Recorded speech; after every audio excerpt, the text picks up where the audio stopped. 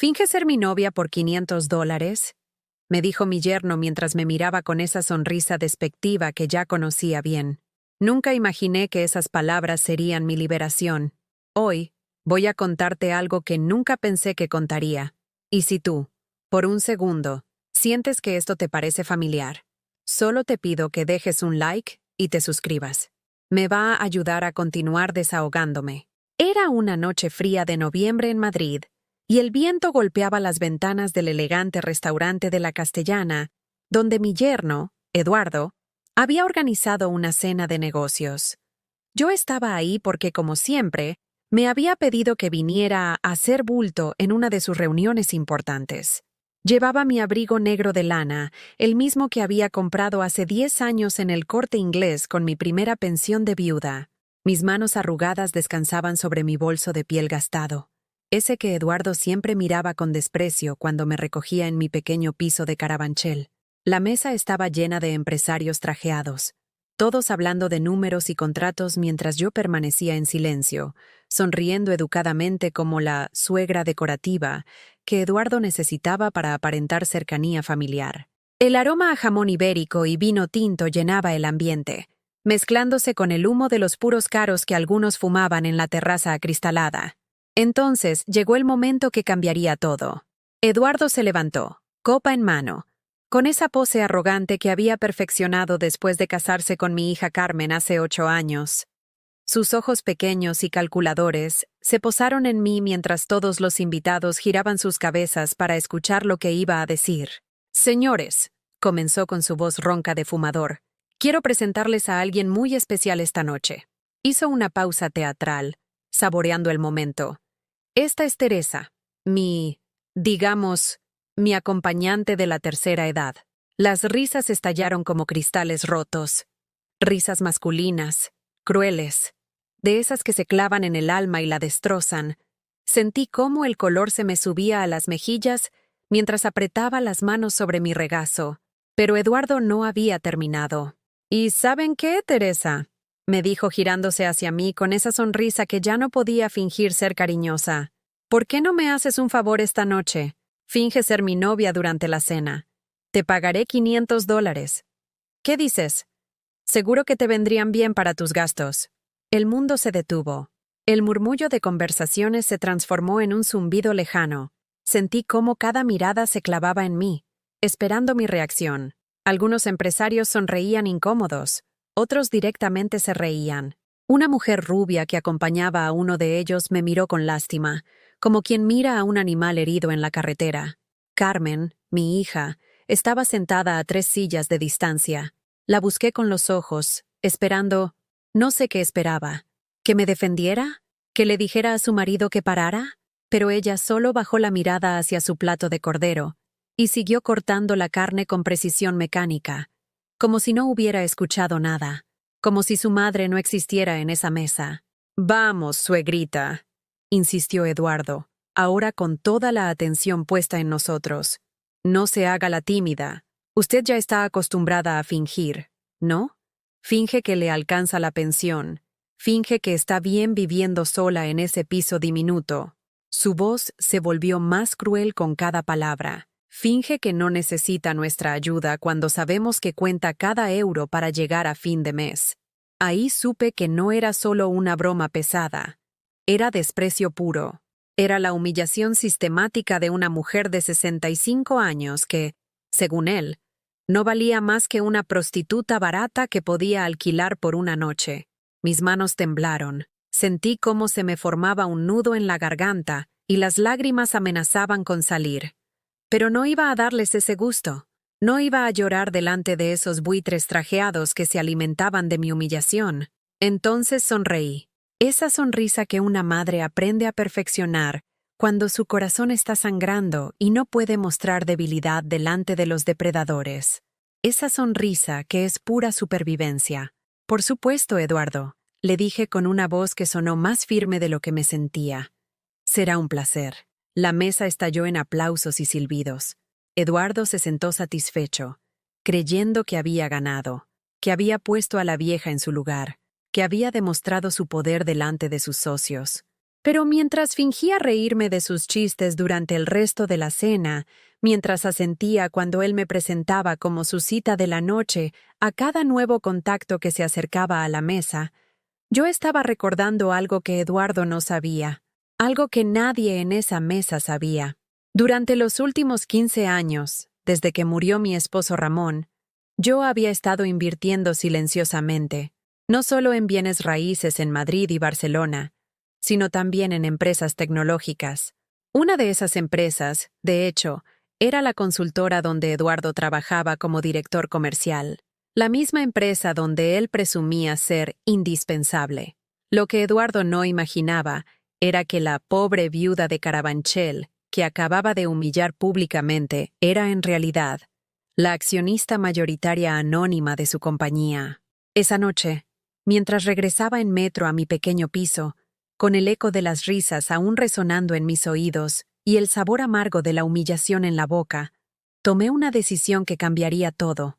Ya no iba a fingir ser la madre pobre que ellos necesitaban para sentirse superiores. Era hora de que conocieran a la verdadera Teresa Morales. Volví a mi piso de Carabanchel esa noche con el alma hecha pedazos, pero con una claridad mental que no había tenido en años. El ascensor subía lentamente hasta la 5ª planta, mientras yo apretaba las llaves en mi mano temblorosa. El pasillo olía a comida recalentada y a ese detergente barato que usaba la portera para limpiar los suelos de mármol agrietado.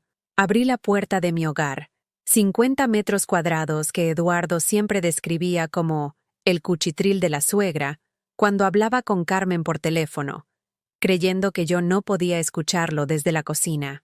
Las paredes pintadas de beige desgastado, el sofá de 2 plazas que había comprado en una liquidación de IKEA, la mesa de comedor para 4 personas que ahora solo usaba yo para las comidas solitarias mientras veía las noticias en la televisión de 20 pulgadas.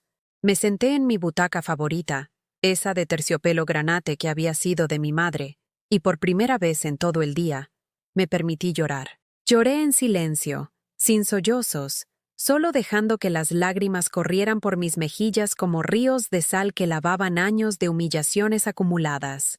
Porque esa noche no había sido la primera vez. Era solo la gota que colmó el vaso. Durante los últimos 8 años, desde que Carmen se casó con Eduardo, yo me había convertido en la empleada doméstica no remunerada de la familia.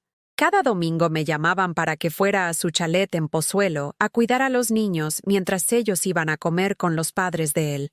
«Solo unas horitas, mamá», me decía Carmen con esa voz dulce que usaba cuando necesitaba algo. «Los niños te adoran, y nosotros necesitamos tiempo de pareja». Yo accedía siempre. ¿Cómo iba a negarme a cuidar a mis nietos, a Alejandro de 10 años y a Sofía de 7? Ellos no tenían la culpa de tener padres que me veían como una sirvienta gratuita. Pero no era solo los domingos. También me llamaban cuando necesitaban que cocinara para las cenas de empresa de Eduardo. «Nadie hace los croquetas como tú, mamá», decía Carmen mientras yo me pasaba toda la tarde en su cocina moderna y reluciente, preparando bandejas de comida para gente que después ni siquiera me daba las gracias. Y cuando se iban de vacaciones a Marbella o a París, ¿quién cuidaba la casa? ¿Quién regaba las plantas, recogía el correo y se aseguraba de que todo estuviera perfecto para su regreso?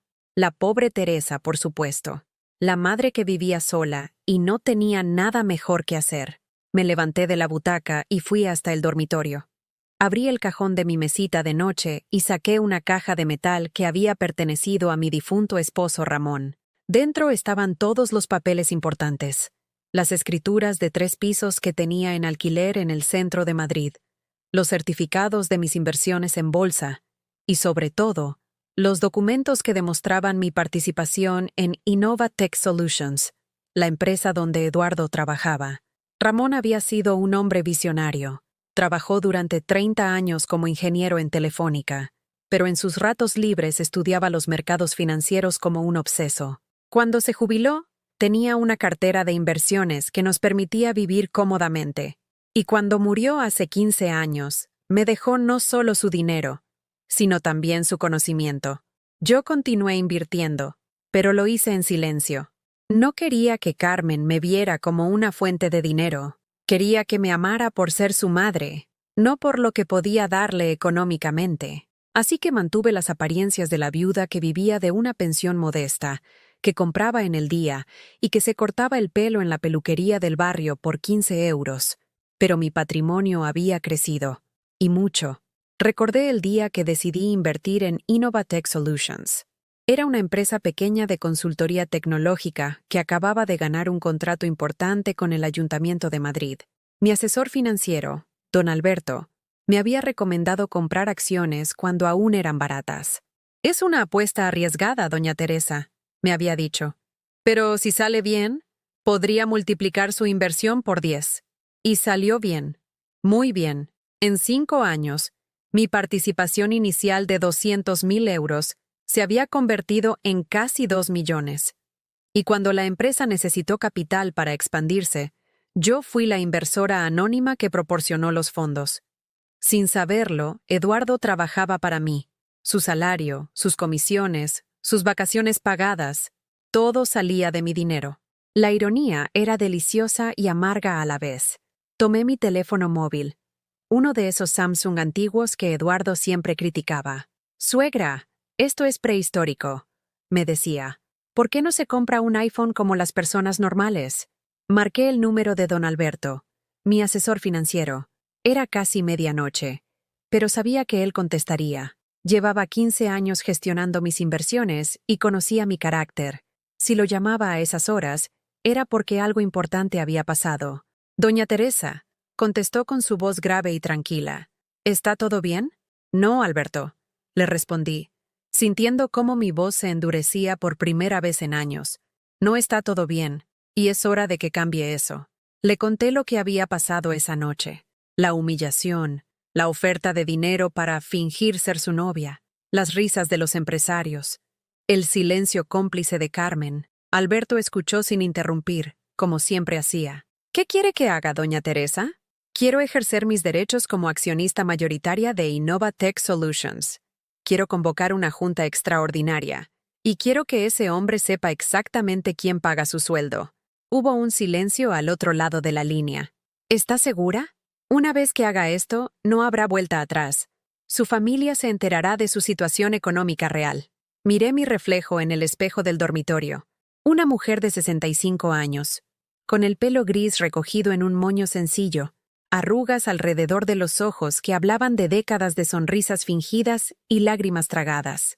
Una mujer que había pasado los últimos 8 años haciéndose pequeña para que otros se sintieran grandes. «Alberto», le dije, sintiendo una fuerza que no había experimentado desde la muerte de Ramón, «ya no quiero seguir fingiendo ser pobre para que ellos se sientan ricos. Es hora de que conozcan a la verdadera Teresa Morales». «Muy bien. Mañana mismo empiezo con los trámites legales. ¿Quiere que cite también a su yerno en la junta?» Una sonrisa se dibujó en mis labios. La primera sonrisa genuina de todo el día. «Por supuesto. Quiero ver su cara cuando se entere de que la pobre suegra a la que acaba de humillar es la dueña de su futuro profesional». Después de colgar, me preparé una manzanilla en la cocina. Mientras esperaba a que el agua hirviera, miré por la ventana hacia las luces de Madrid que brillaban en la distancia. Mañana sería un día diferente. Mañana dejaría de ser la víctima y me convertiría en lo que siempre había sido. Pero había elegido ocultar. Una mujer poderosa. Los siguientes días fueron una montaña rusa de emociones contradictorias. Por un lado, sentía una fuerza nueva corriendo por mis venas. Esa sensación de poder que viene cuando finalmente decides dejar de ser víctima. Por otro lado, cada vez que sonaba el teléfono y veía el nombre de Carmen en la pantalla, el corazón se me encogía como un puño. Era miércoles por la mañana cuando sonó el timbre de mi casa. Abrí la puerta y ahí estaba ella, mi hija, con sus 35 años recién cumplidos y esa belleza rubia que había heredado de mi madre.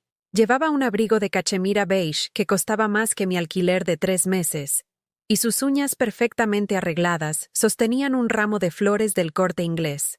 «Hola, mamá», me dijo con esa sonrisa nerviosa que conocía desde que era niña, la misma que ponía cuando había roto algo valioso y esperaba que yo no me enfadara.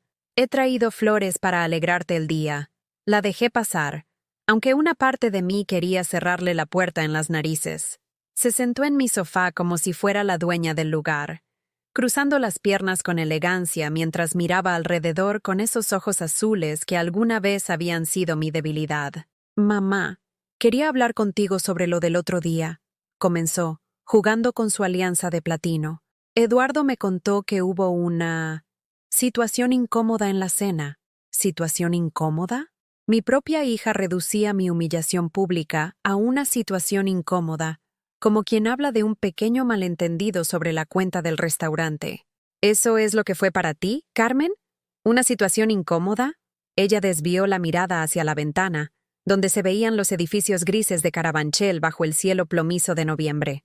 Mira, mamá, yo sé que Eduardo a veces es un poco directo, pero no lo hizo con mala intención. Estaba nervioso por el contrato. Había bebido más de la cuenta. Excusas. Una tras otra, como cuentas de un rosario de mentiras que ella se había aprendido de memoria para proteger a su marido. ¿Y tú dónde estabas cuando tu marido me estaba humillando, Carmen? ¿Dónde estaba mi hija cuando más la necesitaba? Se le llenaron los ojos de lágrimas, esas lágrimas que siempre había usado para salirse con la suya desde pequeña. No sabía qué hacer, mamá. Eduardo es mi marido. Tengo que apoyarlo. Tú lo entiendes, ¿verdad? Cuando papá vivía, tú también lo apoyabas en todo. La comparación me dolió como una bofetada. Mi Ramón nunca, jamás, me había humillado públicamente.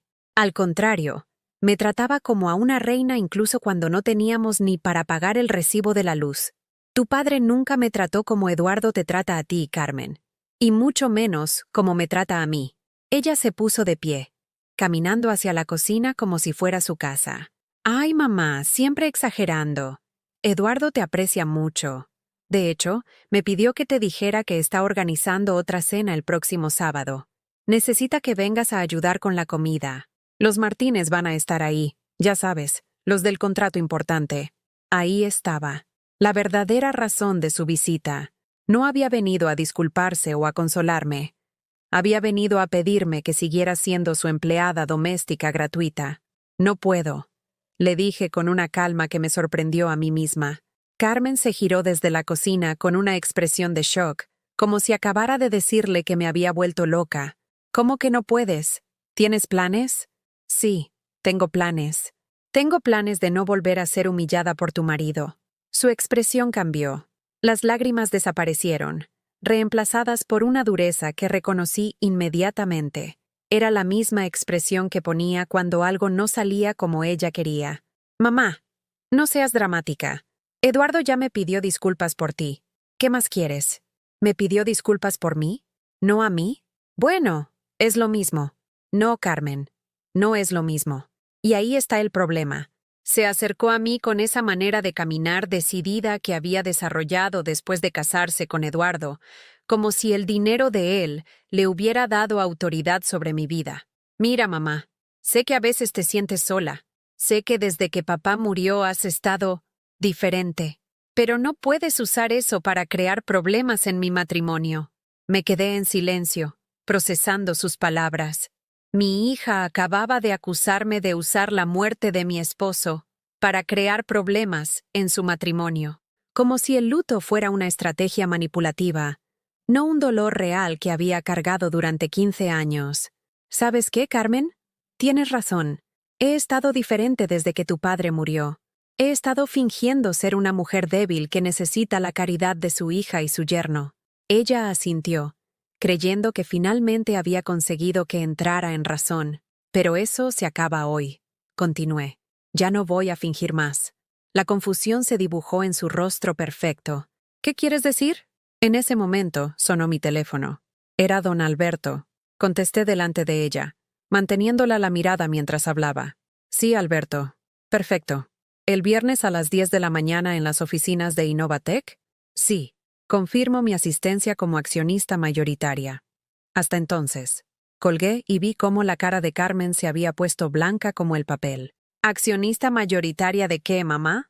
Me senté en mi butaca favorita, esa de terciopelo granate que ella siempre había criticado por antigua.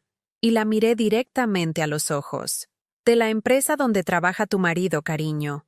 Resulta que la pobre viuda de Carabanchel, que ustedes han estado usando como empleada doméstica, es, en realidad, la dueña de Innova Tech Solutions. Carmen se sentó pesadamente en el sofá, como si las piernas no la sostuvieran. Eso es imposible. Tu padre era más inteligente de lo que creías, Carmen. Y yo también. Se quedó callada durante varios minutos, mirando al suelo mientras procesaba la información. Cuando levantó la vista, vi algo en sus ojos que no había visto nunca. Miedo. Mamá, ¿qué vas a hacer? Voy a hacer lo que debería haber hecho hace años, hija. Voy a dejar de fingir ser menos de lo que soy para que otros se sientan importantes. Carmen se levantó bruscamente, tomó su bolso de marca y caminó hacia la puerta. Antes de salir, se giró hacia mí con una expresión que jamás olvidaré. Ya no era mi niña pequeña. Era una mujer adulta que acababa de darse cuenta de que su mundo de privilegios construido sobre mi silencio estaba a punto de colapsar. Espero que sepas lo que estás haciendo, mamá. Porque si destruyes la carrera de Eduardo, destruyes mi matrimonio. Y si destruyes mi matrimonio, pierdes a tus nietos. Y se fue, cerrando la puerta con un golpe que resonó por todo el piso. Me quedé sola, pero por primera vez en años, no me sentí abandonada. Me sentí libre. El viernes llegó como un amanecer después de la tormenta. Me desperté a las 6 de la mañana, una hora antes de lo habitual, con una extraña mezcla de nervios y determinación corriendo por mis venas. Había dormido poco, pero me sentía más despierta que en años. Era el día de la junta extraordinaria en Innova Tech Solutions. Me duché con cuidado, eligiendo cada detalle de mi apariencia como si fuera una armadura para la batalla que estaba por venir. Me puse mi mejor traje, ese conjunto azul marino que había comprado para el funeral de mi hermana y que desde entonces había usado solo en ocasiones especiales.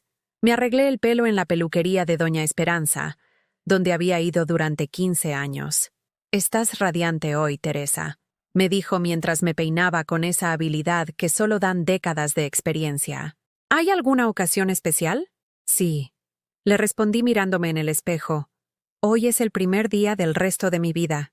A las 9:30 estaba parada frente al edificio de cristal y acero de Innova Tech Solutions en el Distrito Financiero de Madrid. 22 pisos de modernidad que brillaban bajo el sol de noviembre. Eduardo trabajaba en la planta 18, en una oficina con vistas al retiro que él presumía en cada reunión familiar. «Desde mi despacho se ve todo Madrid», solía decir, hinchando el pecho como un pavo real. Don Alberto me esperaba en el vestíbulo, impecable como siempre con su traje gris y su maletín de piel. A los 70 años, seguía siendo el hombre más elegante que conocía, con ese porte distinguido que solo da una vida dedicada a manejar fortunas importantes. «Buenos días, doña Teresa». Me saludó con una reverencia casi imperceptible. «¿Está preparada?» «Más que nunca, Alberto». Subimos al ascensor hasta la planta 20, donde estaba la sala de juntas principales. Mis zapatos de tacón bajo resonaban sobre el mármol pulido mientras caminábamos por pasillos llenos de cuadros modernos y plantas que probablemente costaban más que el sueldo mensual de una cajera de supermercado. La sala de juntas era intimidante. Una mesa de caoba maciza rodeada de sillones de cuero negro, ventanales del suelo al techo que ofrecían una vista panorámica de Madrid, y una pantalla gigante donde se proyectarían las presentaciones. Ya había varias personas sentadas: el director general, Carlos Mendoza, un hombre calvo de 50 años que manejaba la empresa día a día; la directora financiera, Pilar Vázquez, una mujer seria que me había enviado informes mensuales durante años, sin saber que yo era la persona que los leía religiosamente; y otros ejecutivos que reconocía por las fotografías de los informes anuales. Y al fondo, en uno de los sillones más alejados de la cabecera, estaba Eduardo. Llevaba su mejor traje, ese Hugo Boss que Carmen le había regalado por su último cumpleaños, y tenía esa expresión de autoconfianza que siempre mostraba cuando creía que controlaba la situación. Me vio entrar y frunció el ceño, claramente confundido por mi presencia en ese lugar. «Buenos días a todos», anunció don Alberto con su voz grave y profesional. «Antes de comenzar, quiero presentarles formalmente a la señora Teresa Morales, accionista mayoritaria de Innovatech Solutions. El silencio que siguió fue ensordecedor. Carlos Mendoza, que conocía mi identidad desde hacía años pero nunca me había visto en persona, se levantó inmediatamente para saludarme. Pilar Vázquez me miró con una mezcla de respeto y curiosidad. Los demás ejecutivos parecían estatuas, procesando lentamente la información, pero fue la cara de Eduardo la que valió cada segundo de humillación que había sufrido en los últimos años. Su expresión pasó de la confusión al shock, del shock a la incredulidad, y finalmente a algo que nunca había visto en él: miedo puro. No entiendo, balbuceó, mirando alternativamente a don Alberto y a mí. Tiene que haber un error. Ella es la madre de mi esposa. ¿Es ¿una qué, señor Herrera?, le preguntó don Alberto con esa cortesía helada que reservaba para las personas que no le gustaban. Eduardo se calló, pero pude ver en sus ojos que había estado a punto de decir «una pobre vieja», las mismas palabras que probablemente había usado para describirme en privado durante años. Carlos Mendoza tomó el control de la situación con la profesionalidad de alguien acostumbrado a manejar crisis empresariales. «Señora Morales, es un honor finalmente conocerla en persona. Sus inversiones han sido fundamentales para el crecimiento de nuestra empresa. ¿En qué podemos ayudarla hoy?». Me senté en la cabecera de la mesa, en el lugar que me correspondía como accionista mayoritaria. Desde ahí podía ver a Eduardo perfectamente. Su cara había perdido todo el color y sus manos temblaban ligeramente sobre la superficie pulida de la mesa. «Señor Mendoza», comencé con una voz que sonó más firme y autoritaria de lo que había esperado. «He decidido ejercer un papel más activo en la gestión de esta empresa. Durante años he confiado en que ustedes tomarían las mejores decisiones, y en general han hecho un excelente trabajo». Hice una pausa, dejando que mis palabras se asentaran antes de continuar. Sin embargo, recientemente he tenido dudas sobre la idoneidad de ciertos empleados para representar los valores de nuestra compañía. Eduardo se enderezó en su silla, y pude ver una gota de sudor corriendo por su sien a pesar del aire acondicionado de la sala. «¿Podría ser más específica, señora Morales?», preguntó Pilar Vázquez, tomando notas en su tablet. «Por supuesto. Me refiero específicamente al señor Eduardo Herrera, director comercial de la División de Proyectos Municipales». Todas las miradas se giraron hacia Eduardo, que parecía un animal acorralado buscando una salida que no existía. «El pasado martes», continué, manteniendo un tono profesional y sereno, «el señor Herrera organizó una cena de negocios donde demostró un comportamiento completamente inapropiado hacia una invitada de edad avanzada. La humilló públicamente, sugirió que fingiera ser su acompañante íntima a cambio de dinero, y mostró una falta de respeto absoluta hacia la dignidad de las personas mayores». Eduardo intentó interrumpir, pero don Alberto le hizo un gesto para que permaneciera callado. Lo que el señor Herrera no sabía, seguí hablando, sintiendo una satisfacción profunda al ver cómo su mundo se desmoronaba palabra por palabra, es que esa invitada era yo, la misma persona que ha estado financiando su salario durante los últimos 5 años. El silencio volvió a apoderarse de la sala. Carlos Mendoza se aclaró la garganta, visiblemente incómodo. «Señora Morales, esto es extremadamente grave. ¿Tiene testigos de este comportamiento?». «Toda una sala llena, señor Mendoza. Empresarios respetables que podrán confirmar cada palabra de lo que he dicho». Eduardo finalmente encontró su voz, aunque sonaba ronca y desesperada. «Teresa, doña Teresa, yo no sabía. Si hubiera sabido que usted era...». «¿Qué, señor Herrera? Si hubiera sabido que yo era rica, ¿me habría tratado con respeto? ¿El respeto depende de la cuenta bancaria de la persona?». Él abrió y cerró la boca como un pez fuera del agua, buscando palabras que justificaran lo injustificable. «Eso no es lo que quise decir. Fue una broma. Un malentendido». «Una broma», repetí, saboreando cada sílaba. «¿Ofrecerle dinero a una mujer de 65 años para que finja ser su acompañante íntima delante de sus clientes es una broma?». Pilar Vázquez dejó de escribir y miró a Eduardo con una expresión de asco que probablemente reflejaba lo que todos en la sala estaban sintiendo. «Señor Herrera», intervino Carlos Mendoza con voz grave. ¿Confirma usted que hizo esas declaraciones? Eduardo miró alrededor de la mesa, buscando algún aliado, alguna cara amigable que pudiera salvarlo. No encontró ninguna. Sí, pero... No hay peros que valgan, lo interrumpí. Señor Mendoza, como accionista mayoritaria, solicito formalmente la destitución inmediata del señor Eduardo Herrera por comportamiento inapropiado y falta de ética profesional. Carlos asintió gravemente. Así se hará, señora Morales. El señor Herrera quedará cesado en sus funciones efectivo inmediatamente. Seguridad lo acompañará a recoger sus pertenencias personales. Eduardo se levantó tambaleándose, como si hubiera recibido un golpe físico. No pueden hacer esto. Tengo un contrato.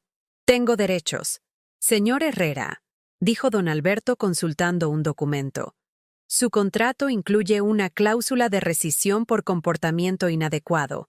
Sus derechos terminan donde comienza el respeto hacia otras personas. Mientras dos guardias de seguridad escoltaban a Eduardo fuera de la sala, él se giró hacia mí con una mirada llena de odio y desesperación. Esto no se va a quedar así, Teresa. Carmen se va a enterar de lo que has hecho. Los niños van a sufrir por tu venganza. No es venganza, Eduardo. Le respondí con una calma que me sorprendió a mí misma. Es justicia. Y mis nietos van a estar mejor sin un padre que cree que el dinero le da derecho a humillar a los demás. La puerta se cerró tras él con un sonido definitivo, como el cierre de un capítulo de mi vida que había durado demasiado tiempo. Llegué a casa esa tarde con una sensación extraña en el pecho. No era exactamente triunfo, tampoco era alivio completo. Era algo más profundo.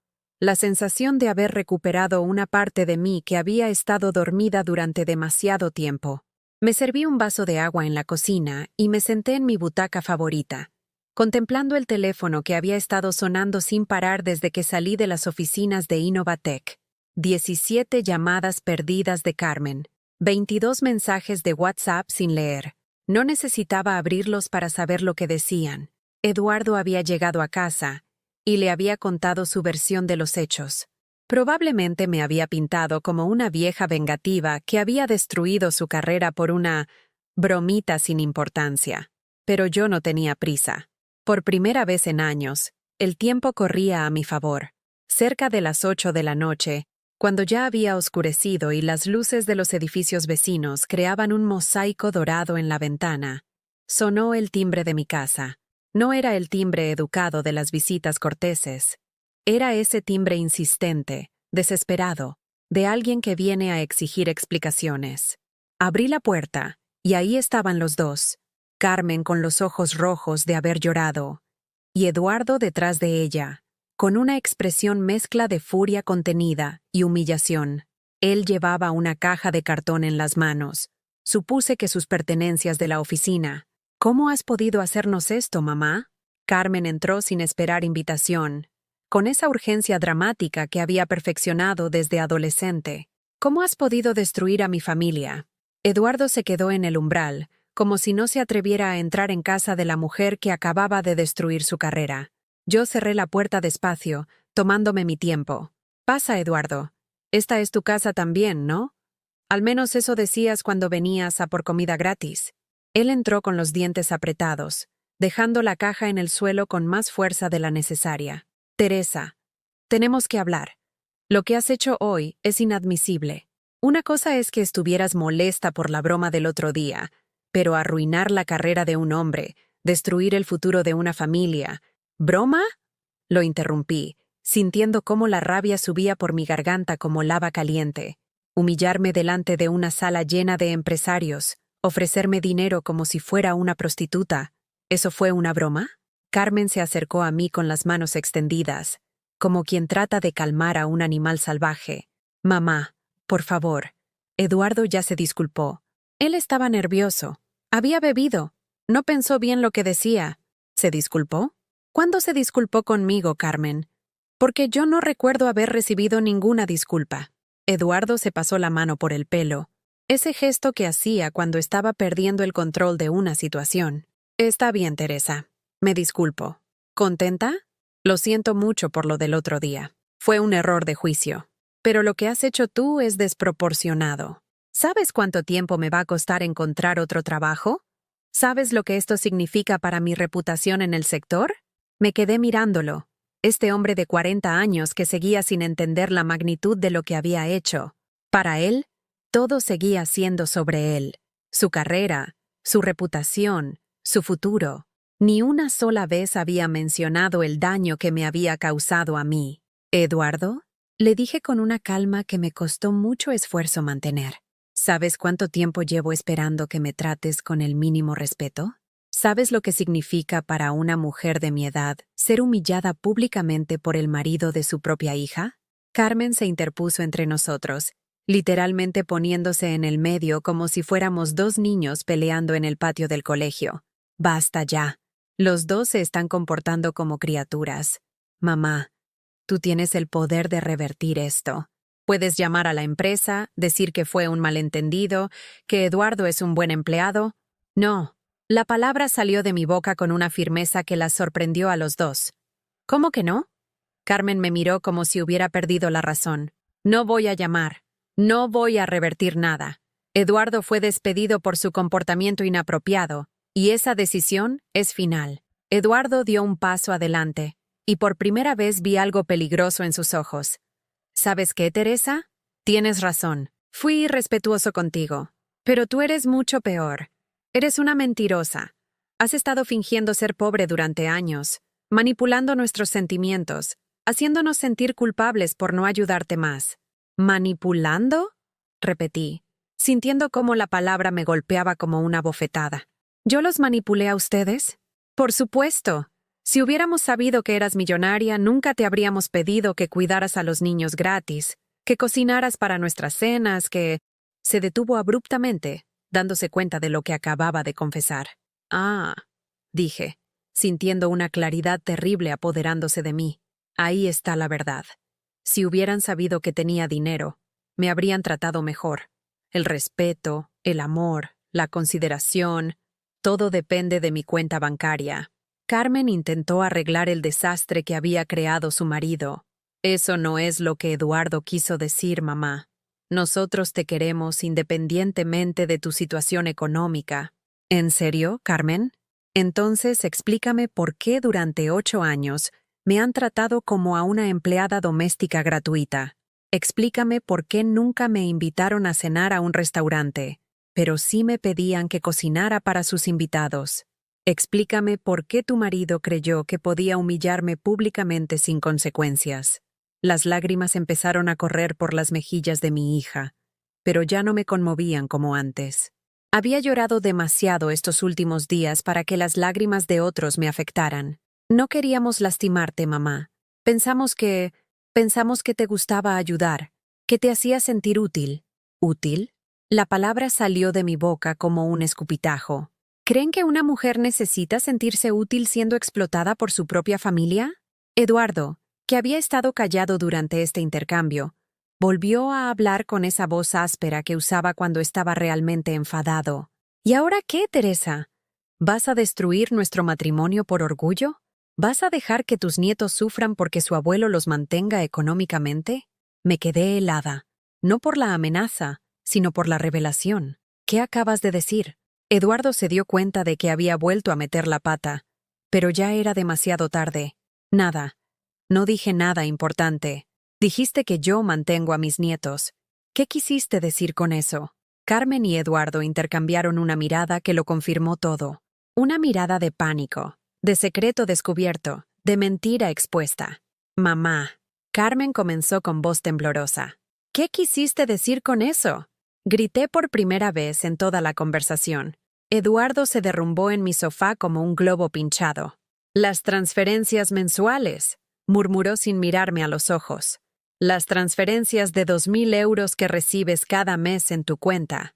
Creíamos que venían del banco, de alguna inversión o pensión, pero Carmen investigó y descubrió que salían de una cuenta a nombre de Ramón Morales. El mundo se detuvo a mi alrededor. Mi difunto esposo había estado enviando dinero a mis nietos durante todos estos años. Dinero que salía de nuestras inversiones conjuntas, dinero que yo controlaba sin saberlo. Ramón configuró las transferencias antes de morir. continuó Eduardo. Pero como las cuentas están ahora a tu nombre, técnicamente eres tú quien nos está manteniendo. Por eso Carmen pensó que tenías algo de dinero ahorrado, pero nunca imaginamos que fueras tan rica. Carmen se acercó a mí con esa expresión suplicante que conocía tan bien. Mamá, por favor, no cortes las transferencias. Los niños las necesitan para el colegio, para sus actividades extraescolares. Sin el trabajo de Eduardo y sin esa ayuda, no sé cómo vamos a sobrevivir. Ahí estaba, la verdad completa y desnuda. Durante 8 años había estado manteniendo económicamente a la familia que me trataba como una sirvienta. Mi propio dinero había estado financiando el estilo de vida que les permitía menospreciarme. Me senté lentamente en mi butaca, sintiendo el peso de años de engaño y manipulación cayendo sobre mis hombros como una losa de mármol. «Fuera», dije en voz baja. «¿Qué?» Carmen no había oído bien. «Fuera». Los dos. Fuera de mi casa. Se quedaron inmóviles, como si no pudieran creer lo que estaban escuchando. «Mamá, no puedes». «Sí puedo. Es mi casa, comprada con mi dinero. Y ustedes ya no son bienvenidos aquí». Eduardo se levantó del sofá con la cara roja de rabia. «Si nos echas, pierdes a tus nietos para siempre. ¿Estás dispuesta a eso?» Lo miré directamente a los ojos, y por primera vez en 8 años, no sentí miedo de él. «Eduardo, acabo de descubrir que he estado pagando mi propia humillación durante años. Acabo de enterarme de que mi familia me ha estado mintiendo y usando mientras vivían de mi dinero. Así que sí, estoy dispuesta a eso. Porque prefiero estar sola que mal acompañada».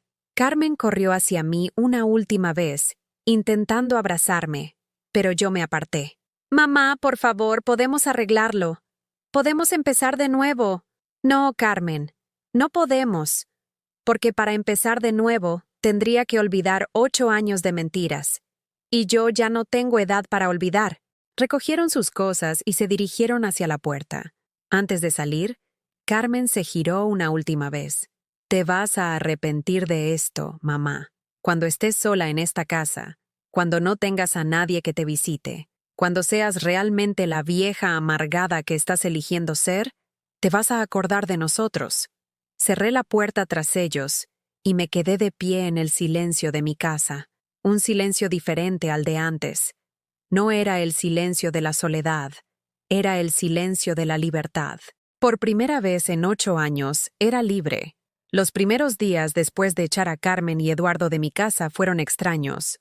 No extraños de una manera mala, sino extraños como cuando te quitas unos zapatos que te han estado apretando durante años y de repente te das cuenta de que habías olvidado cómo se sentía caminar sin dolor. Me desperté el sábado por la mañana sin el nudo habitual en el estómago que me acompañaba cada fin de semana. Ese nudo que venía de saber que probablemente recibiría una llamada pidiendo que fuera a cuidar a los niños o a cocinar para alguna reunión. En lugar de eso, me quedé en la cama hasta las 9, algo que no había hecho en décadas, escuchando los sonidos normales de un sábado en Carabanchel. Los niños jugando en el patio interior, las madres gritando desde las ventanas, el vendedor de periódicos anunciando los titulares del día. Me preparé un desayuno completo por primera vez en años. Tostadas con tomate y aceite de oliva, jamón serrano, café con leche espumosa hecho con la cafetera italiana que Ramón me había regalado por nuestro 20º aniversario. Me senté en mi pequeña mesa de la cocina, esa que Eduardo siempre había considerado demasiado modesta para recibir visitas, y saboreé cada bocado mientras leía El País de cabo a rabo. Era liberador no tener que salvar nada para después, no tener que racionar el jamón bueno porque podía hacer falta para cuando vinieran los niños. Todo era mío, para mí, cuando yo quisiera. El lunes por la mañana llamé a don Alberto para cancelar las transferencias mensuales. Su silencio al otro lado de la línea me confirmó que entendía la magnitud de lo que estaba haciendo. ¿Está segura, doña Teresa? Es una suma considerable. Si cambia de opinión más adelante... No voy a cambiar de opinión, Alberto. Han estado viviendo de mi dinero mientras me trataban como a una empleada doméstica. Eso se acabó. Muy bien. Las transferencias quedarán canceladas a partir del próximo mes. ¿Hay algo más en lo que pueda ayudarla? Sí. Quiero vender el piso de la calle Serrano que tengo en alquiler. Y quiero comprar algo nuevo. Algo para mí. Durante años había sido propietaria de 3 inmuebles en el centro de Madrid que alquilaba a familias jóvenes. Los ingresos se acumulaban en mis cuentas porque nunca había tenido en qué gastarlos. Ramón y yo habíamos vivido modestamente por elección, no por necesidad. Y después de su muerte, yo había mantenido ese estilo de vida por costumbre más que por otra cosa. Pero ahora, por primera vez en décadas, tenía ganas de vivir. El miércoles fui a ver un piso en el barrio de Salamanca, una zona que siempre había admirado desde lejos, pero que había considerado demasiado elegante para alguien como yo. Era un segundo piso en un edificio clásico de principios del siglo XX, con techos altos, suelos de madera noble y una terraza que daba a una calle arbolada, donde las hojas de los plátanos creaban una alfombra dorada en el asfalto. «Es perfecto para una señora como usted», me dijo la agente inmobiliaria, una mujer joven que llevaba unos zapatos que costaban más que mi alquiler mensual. «Tranquilo, bien comunicado, y el edificio tiene portero las 24 horas. Firmé la compra esa misma tarde, sin consultarlo con nadie, sin pedir la opinión de nadie. Fue la primera vez en mi vida adulta que tomé una decisión importante completamente sola, y la sensación de poder que me produjo fue embriagadora. El viernes, mientras empacaba mis pertenencias en cajas de cartón, sonó el timbre de mi casa. Por un momento, mi corazón se aceleró pensando que serían Carmen y Eduardo volviendo para otra confrontación. Pero cuando abrí la puerta, me encontré con Alejandro, mi nieto de 10 años, con los ojos rojos de haber llorado y una mochila escolar colgada del hombro. «Hola, abuela», me dijo con esa voz pequeña que usan los niños cuando están confundidos y asustados. Me agaché hasta ponerme a su altura, sintiendo cómo se me quebraba el corazón al ver su carita triste. «Hola, cariño». «¿Qué haces aquí? ¿Dónde están papá y mamá?» «Están peleando otra vez», me dijo, limpiándose la nariz con la manga de su jersey azul. «Mamá dice que es culpa tuya que papá no tenga trabajo. Papá dice que todo es culpa de mamá por no defenderte cuando eras buena con nosotros». Se me hizo un nudo en la garganta al escuchar que mi propio dolor había llegado hasta mis nietos, que ellos estaban pagando las consecuencias de los errores de sus padres. «¿Puedo quedarme contigo esta noche, abuela? No quiero estar en casa cuando gritan». Lo dejé entrar y le preparé un vaso de colacao con galletas María, las mismas que le había dado desde que era pequeño. Se sentó en mi sofá, que de repente parecía demasiado grande para su cuerpecito, y me miró con esos ojos grandes y oscuros que había heredado de Carmen. «Abuela, ¿es verdad que eres muy rica?» La pregunta me golpeó como un puñetazo. Mi nieto de 10 años ya estaba aprendiendo que el dinero era lo que definía el valor de las personas. «¿Por qué me preguntas eso, cariño?» «Porque papá le gritó a mamá que tú tenías mucho dinero escondido, y que por eso lo echaron del trabajo. Y mamá dice que ahora no vamos a poder ir de vacaciones ni comprar la PlayStation que me habías prometido». Ahí estaba. Habían usado hasta mi regalo de Navidad como arma en su guerra emocional contra mí. «Alejandro», le dije, sentándome a su lado y tomando sus manitas entre las mías, «el dinero no es lo importante. Lo importante es cómo tratamos a las personas que queremos. Pero mamá dice que si tú nos ayudaras con dinero, papá y ella no pelearían tanto». Sentí una rabia ciega hacia Carmen y Eduardo por involucrar a los niños en problemas de adultos, por enseñarles que el amor se compraba con dinero. «Cariño, ¿sabes qué? Tu abuela sí tiene dinero. Pero ¿sabes para qué lo voy a usar?» Sus ojos se iluminaron con esa curiosidad pura de los niños. «¿Para qué?» «Para vivir una vida bonita. Para comprarme una casa nueva donde tú y Sofía puedan venir a visitarme cuando quieran, sin que nadie les grite. Para viajar a sitios que siempre quise conocer. Para ser feliz. ¿Y nosotros? ¿También vamos a ser felices?» La pregunta me partió el alma. Un niño de 10 años no debería tener que preocuparse por la felicidad de los adultos. «Tú vas a ser feliz, cariño. Porque eres bueno, eres inteligente y tienes todo el derecho del mundo a ser feliz. Pero esa felicidad no puede depender del dinero de la abuela». Se quedó callado durante un rato, masticando pensativamente una galleta. «Abuela, ¿ya no nos quieres?» Las lágrimas se me agolparon en los ojos antes de que pudiera evitarlo. Te quiero más que a nada en el mundo, Alejandro, pero a veces, para demostrar que quieres a alguien, tienes que tomar decisiones difíciles. Como cuando mamá me castiga sin PlayStation para enseñarme a portarme bien. Exactamente como eso, cariño. Esa noche, Alejandro durmió en mi cama mientras yo me quedé en el sofá, escuchando su respiración tranquila y preguntándome si estaba haciendo lo correcto. ¿Era justo que mis nietos pagaran por los errores de sus padres? ¿Era egoísta priorizar mi dignidad por encima de su estabilidad económica? Pero al amanecer, cuando lo vi despertarse sonriendo y diciéndome, «Buenos días, abuela», sin preocuparse por dinero o problemas de adultos, supe que había tomado la decisión correcta. Los niños necesitaban ver que había adultos en su vida que no negociaban su autorrespeto por conveniencia.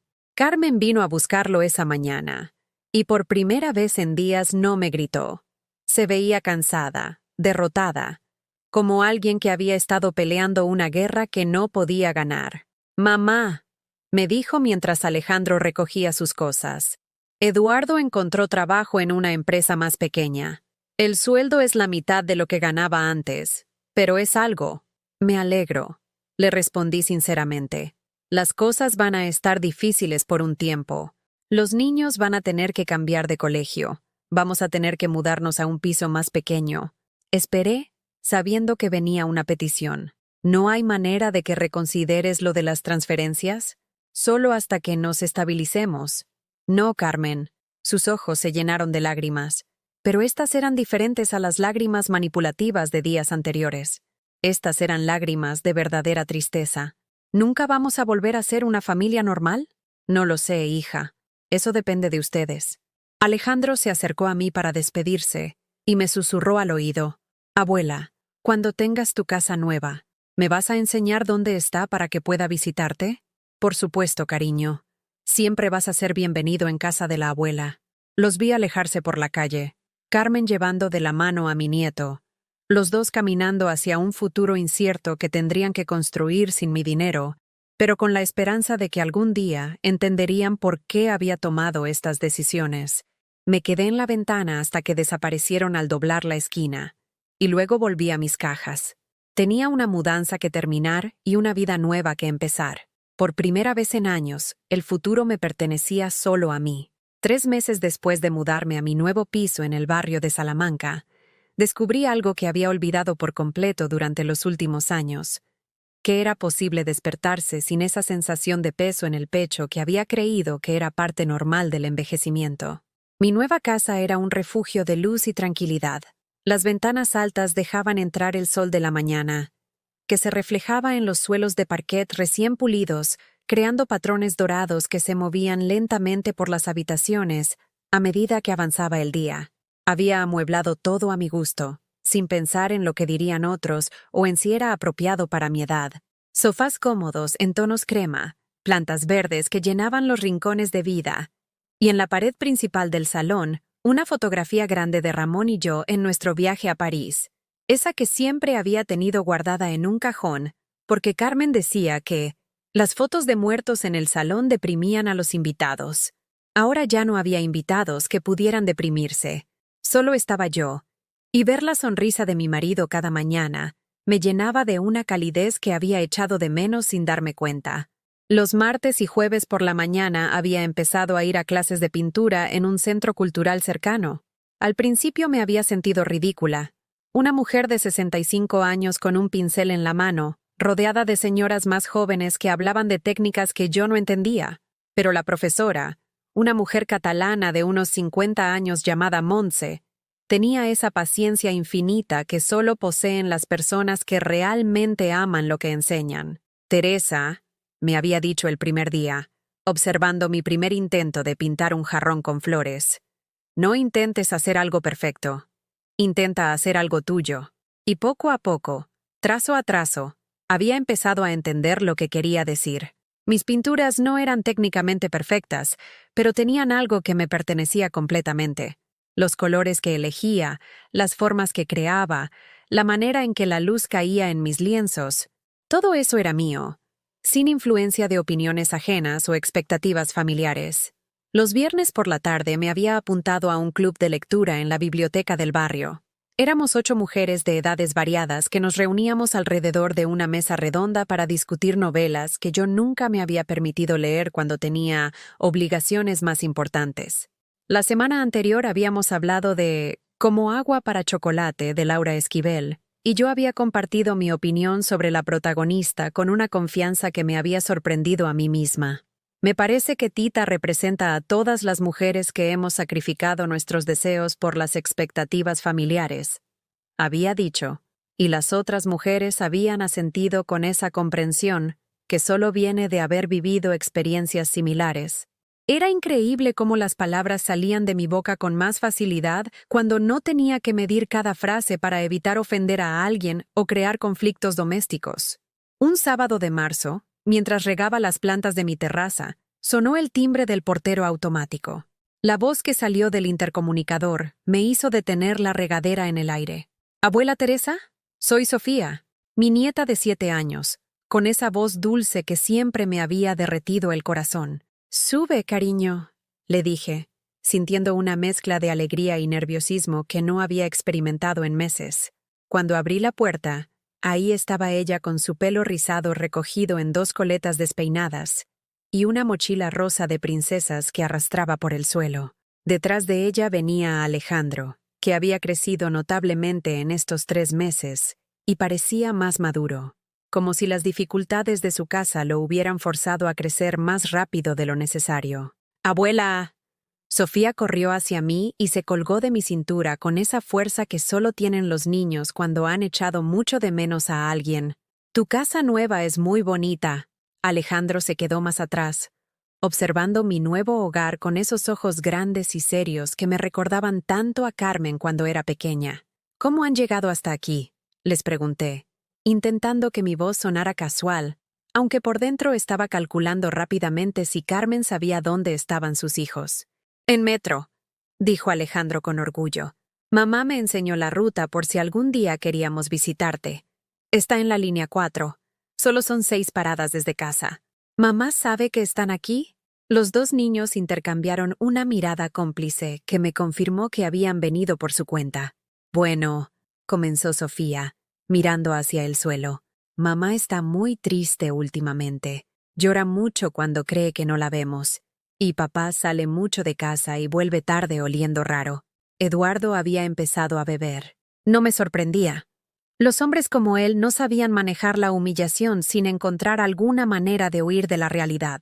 «Y nosotros pensamos que si venimos a verte, a lo mejor puedes hablar con mamá y papá para que vuelvan a ser como antes», continuó Alejandro con esa lógica simple y esperanzadora de los niños que creen que los adultos pueden arreglar cualquier cosa si se lo proponen. Me senté en el sofá y los atraje hacia mí, uno a cada lado, sintiendo la calidez de sus cuerpecitos pequeños contra el mío. «Mis niños», les dije, eligiendo las palabras con cuidado. «A veces los adultos cometen errores y después es muy difícil arreglarlos. Lo que está pasando entre mamá, papá y yo no es culpa de ustedes, y no es responsabilidad de ustedes arreglarlo. Pero tú eres la abuela», dijo Sofía con esa confianza absoluta que tienen los niños en el poder de los abuelos. «Las abuelas siempre saben cómo solucionar las cosas. ¿Sabes qué, cariño? Esta abuela está aprendiendo algo nuevo, que a veces la mejor manera de ayudar a las personas es dejar que resuelvan sus propios problemas». Alejandro me miró con esa intensidad que lo caracterizaba, como cuando nos dejas hacer solos los deberes aunque nos cueste más trabajo. Exactamente como eso. Pasamos la tarde cocinando juntos. Les enseñé a hacer croquetas de jamón, la misma receta que mi madre me había enseñado a mí cuando tenía la edad de Sofía. Mientras mezclábamos la bechamel y formábamos las croquetas con las manos, les conté historias de cuando su madre era pequeña, de las travesuras que hacía y de lo orgullosa que me sentía de ella. «¿Todavía te sientes orgullosa de mamá?», me preguntó Sofía mientras rebozaba una croqueta con una concentración absoluta. La pregunta me pilló desprevenida. ¿Me sentía orgullosa de Carmen? ¿De una mujer que había permitido que su marido humillara a su madre? ¿De alguien que había mentido y manipulado durante años? «Estoy orgullosa de la mujer que tu madre puede llegar a ser», le respondí finalmente. A veces las personas se pierden, pero eso no significa que no puedan encontrarse otra vez. Cuando llegó la noche, los niños no querían irse. Sofía se había quedado dormida en mi sofá nuevo, acurrucada con uno de los cojines de terciopelo que había comprado, y Alejandro estaba enseñándome en su tablet un juego que había inventado. «Abuela», me dijo de repente, dejando el dispositivo a un lado, «¿tú crees que mamá y papá se van a divorciar?» La pregunta me golpeó como un puñetazo en el estómago, no porque no lo hubiera pensado, sino porque salía de la boca de un niño de 10 años que no debería tener que preocuparse por esas cosas. «No lo sé, cariño. ¿Tú cómo te sentirías si eso pasara?» Se encogió de hombros con esa manera que tienen los niños de fingir que las cosas grandes no les afectan. «No sé. A lo mejor estaría menos triste en casa. Últimamente cuando están juntos solo se gritan. ¿Y sabes qué, Alejandro? Sin importar lo que pase entre tus papás, tú y Sofía siempre van a tener una abuela que los quiere muchísimo. Una abuela que tiene una casa bonita donde pueden venir cuando necesiten sentirse seguros». Sus ojos se llenaron de lágrimas que intentó disimular parpadeando rápidamente. «¿De verdad? ¿Aunque mamá y papá se enfaden contigo? De verdad. Los abuelos y los nietos tienen una relación especial que nadie puede romper, ni siquiera los problemas de los adultos». Cerca de las 10 de la noche tuve que llamar a Carmen para decirle dónde estaban sus hijos. La conversación fue tensa pero civilizada. «Gracias por cuidarlos», me dijo con una voz cansada que me dolió escuchar. Yo no sabía que habían salido. He estado distraída últimamente. «Carmen, ¿estás bien?» Hubo un silencio largo al otro lado de la línea. «No, mamá, no estoy bien. Pero eso ya no es tu problema, ¿verdad?» La amargura en su voz me atravesó como un cuchillo. Pero mantuve la calma.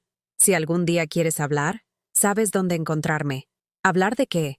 ¿De cómo arruinaste nuestras vidas por orgullo? ¿Hablar de cómo podemos ser una familia que se respeta mutuamente? Otro silencio. Más largo esta vez. «Voy a buscar a los niños». Mientras esperábamos a Carmen, ayudé a los niños a recoger sus cosas. Sofía se había despertado y estaba pegajosa y adormilada, aferrándose a mi pierna como si no quisiera que la separaran de mí. «Abuela», me susurró, «¿podemos venir otra vez pronto?» «Cuando quieran, mis amores. Esta casa siempre va a estar abierta para ustedes». Cuando Carmen llegó, no subió. Solo envió un mensaje diciendo que esperaba abajo. Los niños se despidieron con besos y abrazos que sabían a promesas y a esperanza. Desde mi ventana los vi caminar hacia el coche, Alejandro llevando de la mano a su hermana pequeña, los dos volviéndose para saludarme antes de subir al asiento trasero. Carmen no levantó la vista hacia mi ventana, pero pude ver la tensión en sus hombros, la manera en que se aferraba al volante como si fuera lo único que la mantenía a flote.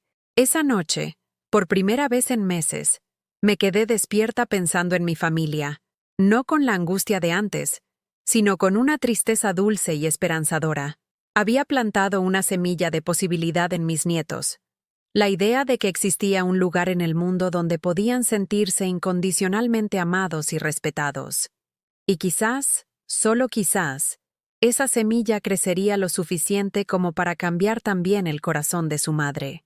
La Teresa que había dejado de fingir ser pobre ya no era la misma que había necesitado comprar amor a cambio de servicios domésticos.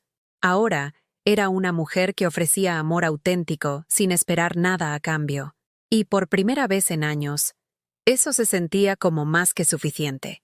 6 meses después de aquella visita inesperada de mis nietos, recibí una llamada que nunca esperé. Era un martes por la tarde, y yo estaba en mi terraza regando las begonias que había plantado en primavera y que ahora florecían en cascadas de color rosa y blanco, cuando sonó mi teléfono móvil. «¿Mamá?» La voz de Carmen sonaba diferente, más suave, más quebradiza, despojada de esa dureza defensiva que había caracterizado nuestras últimas conversaciones. «Hola, Carmen», respondí, dejando la regadera en el suelo y sentándome en la silla de mimbre que había comprado para disfrutar de las tardes al aire libre. «Mamá, necesito hablar contigo. Eduardo y yo nos vamos a divorciar». Las palabras llegaron sin sorprenderme, pero aún así sentí una punzada de tristeza, no por Eduardo, sino por mi hija, por mis nietos, por todos los sueños rotos que esa frase representaba. ¿Cómo estás, hija? Destrozada, me respondió con una honestidad brutal que no había escuchado en años. Pero también aliviada. Estos últimos meses han sido un infierno, mamá. Eduardo no para de beber. Me culpa de todo lo que nos pasó. Dice que si yo te hubiera defendido, nada de esto habría ocurrido. Hice una pausa, eligiendo mis palabras cuidadosamente. ¿Y tú qué crees? Carmen se quedó callada durante tanto tiempo que pensé que se había cortado la llamada. Creo que tiene razón, dijo finalmente.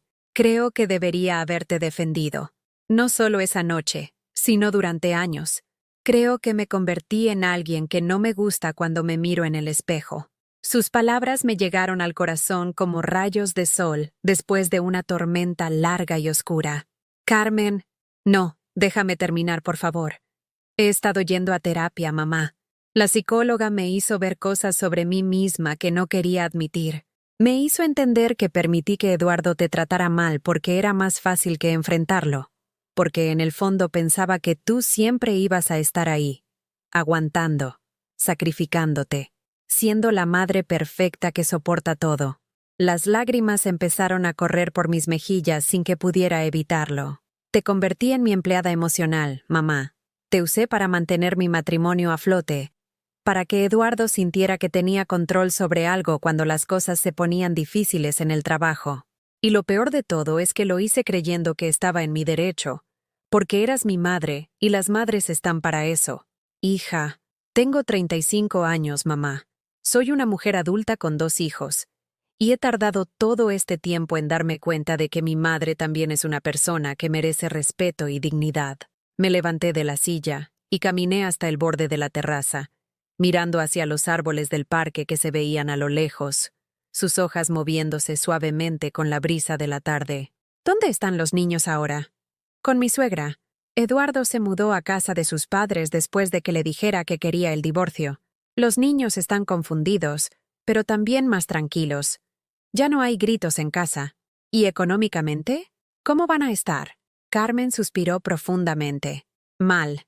Eduardo me va a pasar una pensión mínima porque su nuevo trabajo no paga mucho.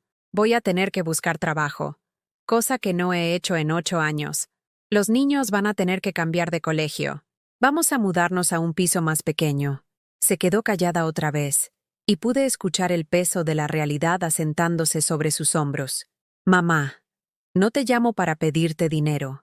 Te llamo para pedirte perdón. Esas palabras me quitaron el aire de los pulmones. Durante meses había imaginado este momento. Había fantaseado con escuchar una disculpa sincera de mi hija. Pero ahora que llegaba, me di cuenta de que ya no la necesitaba para ser feliz. Te perdono, Carmen, le dije. Y al pronunciar esas palabras, sentí como una carga que había estado llevando durante años se evaporaba en el aire tibio de la tarde. ¿De verdad? De verdad. Pero más importante que mi perdón es que aprendas a perdonarte a ti misma. No sé si puedo, mamá. He arruinado tanto. No has arruinado nada que no se pueda reconstruir.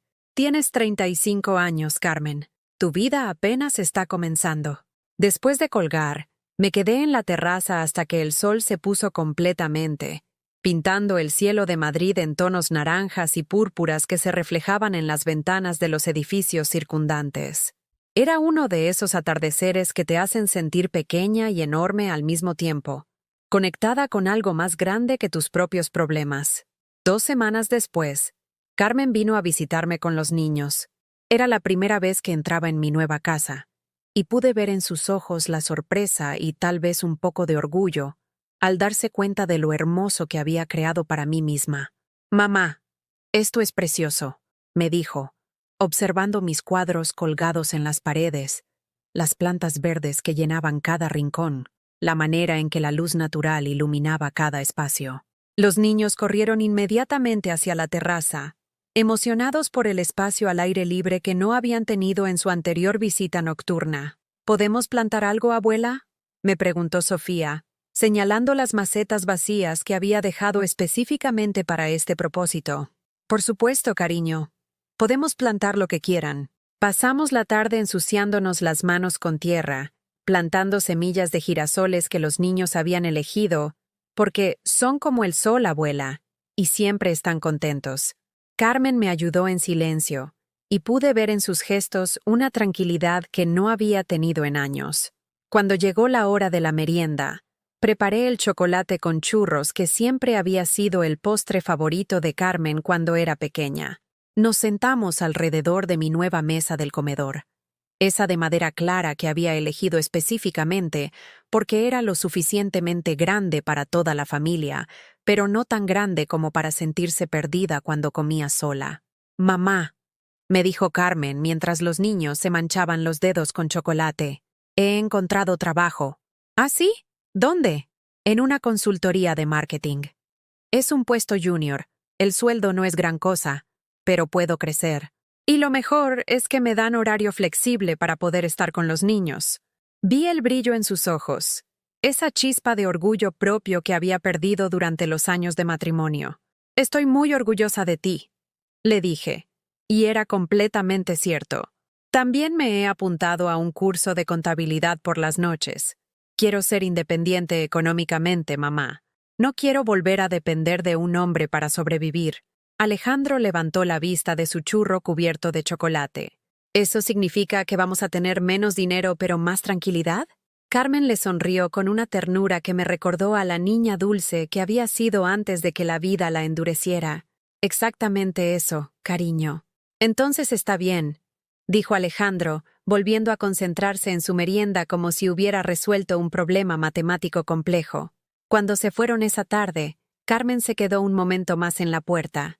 «Mamá, sé que no tengo derecho a pedirte nada después de todo lo que pasó. Pide», le dije simplemente. ¿Podríamos volver a ser familia? No como antes, sino de una manera nueva. Una manera donde nos respetamos mutuamente».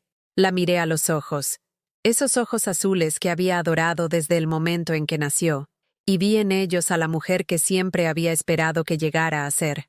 Me encantaría intentarlo. Ahora, un año después de aquella primera humillación en el restaurante, me despierto cada mañana en mi casa llena de luz, rodeada de mis plantas, mis libros, mis pinturas. Carmen viene a visitarme cada 2 domingos con los niños, y nuestras conversaciones son reales, profundas, honestas. Hablamos de sus miedos sobre ser madre soltera, de mis planes para viajar a Italia el próximo otoño, de cómo Alejandro está destacando en matemáticas y Sofía ha descubierto que le encanta la danza. Eduardo aparece de vez en cuando para recoger a los niños. Nos saludamos con cortesía fría, pero ya no hay odio en mi corazón hacia él, solo indiferencia. Él tomó sus decisiones, y yo tomé las mías. Hace un mes, don Alberto me propuso invertir en una nueva empresa tecnológica dirigida por mujeres jóvenes. Acepté inmediatamente. Me gusta la idea de que mi dinero ayude a otras mujeres a construir sus sueños. Esta tarde, mientras pintaba en mi caballete instalado en la terraza, con el sonido de los pájaros de fondo y el aroma de las flores que había plantado con mis nietos, me di cuenta de algo que me llenó de una paz profunda. Había dejado de fingir ser menos de lo que era, y en el proceso, había descubierto que era mucho más de lo que jamás había imaginado. No era solo una madre, no era solo una abuela, no era solo una viuda.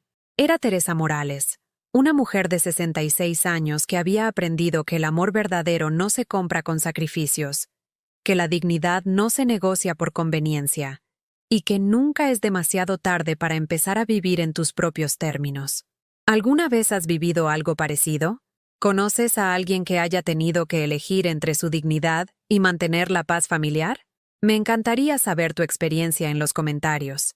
Si esta historia te ha tocado el corazón, dale like y suscríbete al canal, porque tal vez alguien más necesite escuchar que es posible salir del círculo de la humillación familiar y encontrar la felicidad propia, sin importar la edad que tengas.